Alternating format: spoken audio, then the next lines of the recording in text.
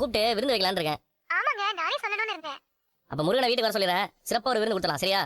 வைக்கிறேன். சரிங்க. ஏய், எங்க விருந்து வைக்க போற? அமெரிக்கால. என்னது? இது என்னமா கேள்வி? அவளை சமைக்க சொல்லிட்டு இருக்கேன். வீட்டுக்கு தானே விருந்து கூப்பிடுவேன். இங்க எதுக்குடா கூட்டிட்டு வர? ஏன் கூட்டு வந்தா என்ன? அவ என்ன இந்த வீட்டுக்கு சொந்தமா பந்தமா? அதான் பாதா நம்ம ஃப்ரெண்டு தானே. மீனாக்கா உங்க ஃப்ரெண்டு. உன் பொண்டாட்டியோட ஃப்ரெண்டு, பூ கட்டுறவங்க, காய்கறி விக்கிறவங்கன்னு நிறைய பேர் இருப்பாங்க. அவங்களை எல்லாம் வீட்டுக்கு கூட்டிட்டு வந்து விருந்து வைப்பியா? உனக்கு யாரு அவங்க? அவங்க சொந்த பந்தமா இல்லாம இருக்கலாம். ஆனா அவங்க அதுக்கும் மேல.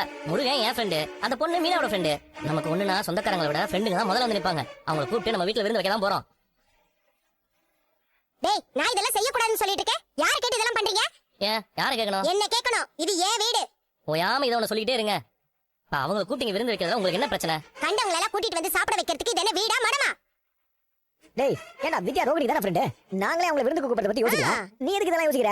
டேய், உனக்கு அடுத்தவங்களுக்கு எதுவும் பண்ண தெரியாதா? என்ன மத்தவங்கள்ட்ட தூக்கிட்டு ஓடி தானே உனக்கு பழக்கம்? டேய், என் வீட்ல கண்டவங்களுக்கு எல்லாம் விருந்து கொடுக்க முடியாது. இது என் அப்பாவுக்கும் வீடு தான். அவருக்கு இதுல எந்த ஆச்சரியமும் இருக்காது. டேய், அதான் அம்மா வேணாம்னு சொல்றாங்களா? டேய், நீ ஏன்டா உனக்கு தேவையில்லாத விஷயத்துல வந்து ஆஜராயிட்டு இருக்கற? டேய், எனக்கு தான் ஃப்ரெண்ட்ஸ் எல்லாம் இருக்காங்க. நான் இது வரைக்கும் யாரையாவது வீட்டுக்கு கூட்டி வந்து விருந்து கொடுத்துருக்கேனா? சாச்சா, உனக்கு அந்த மாதிரி நல்ல பழக்கம் இல்லையா ராஜா? முத்து, அப்படி பார்த்தா மீனாக்கு முன்னாடில இருந்து வித்யா எனக்கு தான் ஃப்ரெண்ட். நானே அவளை இன்வைட் பண்ணணும்னு நினைக்கவே இல்ல.